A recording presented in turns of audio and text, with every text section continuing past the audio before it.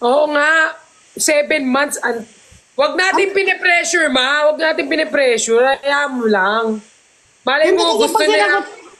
pag sinagot mo si Kalo niyan ngayon, mas lalo mo siyang malalaman kung ano yung ugali niya. Oo, di ba? Totoo yan. Kasi, Pag- mama, Kasi mamaya kasi di alam mo, pag hindi mo sinagot si Kalo, ngayon may makikita yan na iba kasi minsan pag napapagod na yung lalaki, Kalo, tinutulungan na kita manligaw ha, umayos ka dito. Kasi minsan ang lalaki napapagod na yan, paano pag may nakita si Kalo na masigit sa'yo, baka magsisi ka. Hindi po. Kasi nanliligaw na po ako eh. Hindi lang po ako maliligaw sa kanya kung mangyayari pa yun. Siya lang talaga? Yeah. Ano ba nakita mo kay Iban na wala sa ibang babae? Ano po? Ano yung katangian ni Iban na nakikita mo sa kanya na wala sa ibang babae? Ano ba?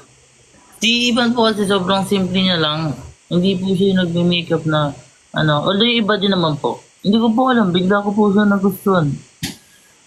Kahit ganyan yung mukha niya, may mga ganito-ganito sa may mga puti-puti. Yung mga ganun-ganun Gabi pa. po yan. Gabi.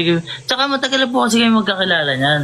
Tapos nung time na yon, siyempre, magkaibigan na po kami nun. Kumbaga, nag-ano ko sa kanya, kumbaga po parang nagmo-moves na po na parang nanliligaw. Pero yung official po na nanligaw ako sa kanya, wala nang daw sa baba.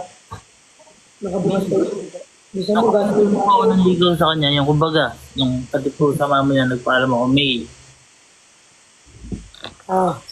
Kung i-consider po natin, parang 2 months pa lang po. Pero yung mga nakaraang buwan po, parang, ayun, lagi din po kayo magkakasama kasi yung sa mga kaibigan din po namin, yung circle po namin. Matagal na pala. Tsaka ang ganda ni Iban, no? Kung ano Ang ganda ng mukha niya. yun lang yung ginagawa ko dati na, halimbawa po pagka may alis po kami, may susunduin siya, yun, natin siya, sabi kami kumain minsan. Kumaga po, naging official na lang din po. Ikaw naman, Iban, ano naman yung katangian na nagustuhan mo kay Kalo? Sobrang bait po ni Kalo. Kinikilig naman ako. Sagutin mo na ngayon.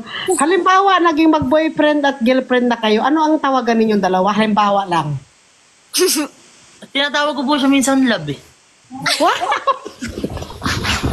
Kinikilig ako. Wala, pala-decision lang po ko minsan. Parang halimbawa, ay love, daro na. Tapos gagawin na. Ikaw, Iban, tinatawag mo rin na love si Kalo? Hindi pa po. Hindi pa. Wala pang opisyal. Hindi po. Kinikilig naman ako sa inyong dalawa. Naalala ko yan nung mag-boyfriend, girlfriend kami. Father po ba kinikilig din kayo kay father? Oo naman, kinikilig ako. Kahit, bawal. Gusto rin ko ba? Grabe. Love, maganda man yung tawagan. Ganyan din ang tawagan namin nung aking jowa dati. Naghiwalay kami.